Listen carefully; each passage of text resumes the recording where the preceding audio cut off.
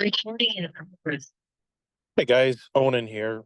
So I have started reading, or I guess listening to, I'm using the audio version, the book The Rational Man, and Musket guy uh, is the one that told me I need to read it. And I'm in the process of listening to it.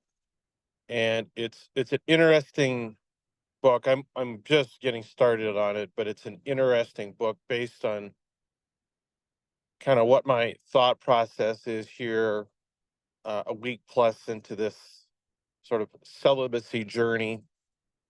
Um, and one of the things that I've observed so far, and granted this is a weekend, but I've never been this far in with the mentality that I'm not going to be having any sexual activity for the balance of 2 months.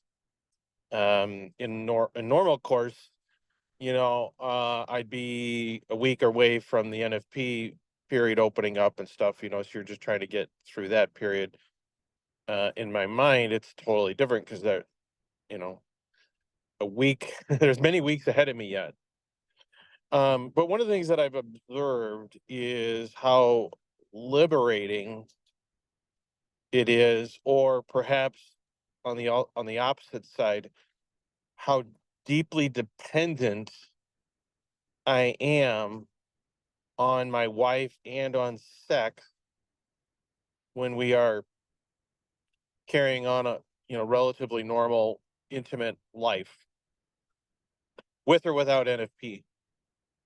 There is this absurd level of dependency built into it, and maybe that's my own doing because I'm not a guy that's going to invoke the marital debt.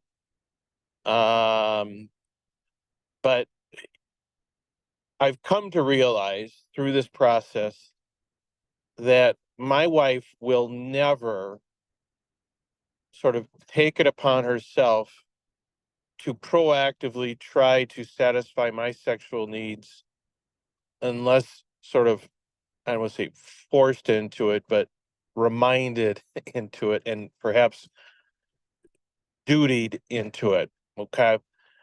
Um, and that realization well, is painful.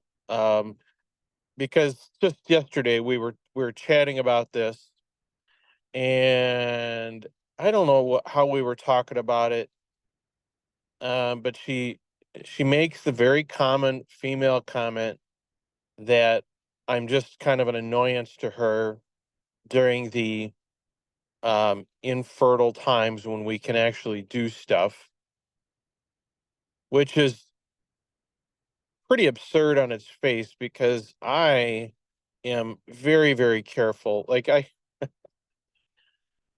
uh, I am anything but a beggar. Yes, I will show her affection, but that's part of the process. Um, but the affection is really not much different than I show the rest of the time, which is, again, I don't think she understands how difficult it is to go 2 weeks or more per month, uh, showing affection, being affectionate, yet having no opportunity to fulfill that in its most complete way. Um, she clearly does not appreciate what level of sort of self denial it takes to get through that 2 week period, and then to sort of have it like to be viewed negatively because God forbid during the infertile time I want to be intimate is is a really a reflection of how one-sided I think this whole sexual dynamics in Catholic marriage, especially with NFP, is. It it really is um, skewed towards the comfortability of the wives. I believe that's my strong belief. Um, and so I was sort of annoyed by that because I thought that was just like you kind of do all the right stuff. You do all the I'm not one of these guys that forces my wife to go on the pill. I'm not forcing my wife to have sex during the fertile times and get exposed to pregnancy. And yet it's never really enough. It is never enough in their mind. I think they just take for granted that we men can just kind of suck it up and deal with it. And so I'm processing that in my head and what that means and whether there is actually any hope at a uh, um, non-stressful sexual relationship if we resume that at the end of this period. I'm becoming very skeptical that it's even possible to have a reasonably two-sided, mutually supported sexual relationship. Um, because I think at the end of the day, I will always be forced to basically beg and guilt and whatever into getting what I think is certainly my fair share, if you want to use those terms, of the relationship when I'm already giving up over half of our time. Over half the time, I don't get what I would like, and it seems reasonable that I should have there should be a deference towards what I would like during the sort of brief infertile times. So I don't know. I mean, for the longest time, I thought there was just simply no way I could give up sex entirely. But I'm gaining confidence that I can do that if necessary. And if we come out of this celibacy period and we try it for a couple of months, and if nothing changes, I think I'm prepared to go back because I really dislike the dependency aspect of it and kind of the one-sidedness of this that and I don't think I'm being in any way unreasonable for wanting to make the most of the infertile times, even if it's, let's say, sort of an inconvenience to my spouse and requires us to be creative about how and when we do things. Um, it's going to, I think, entail some difficult conversations between us between now and the end of this period. But I feel strongly that I need to have those, and I think this break actually gives us the chance to have these conversations that I think are extraordinarily difficult to have during the flow of an action and of an active physical relationship.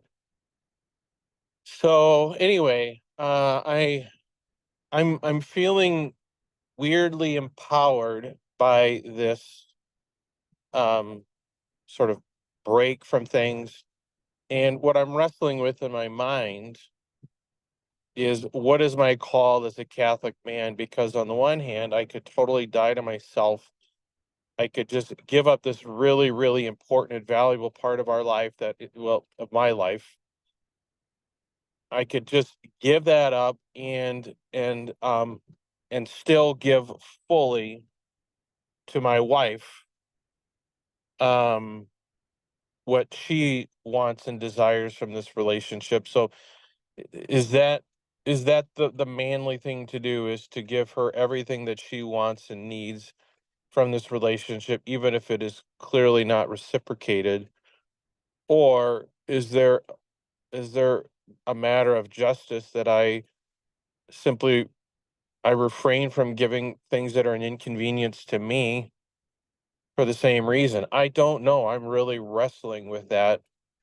Um, and because it does seem unfair that I have to sort of fight for the crumbs, and yet I'm a bad husband if I'm in any way holding back what she needs. The sexual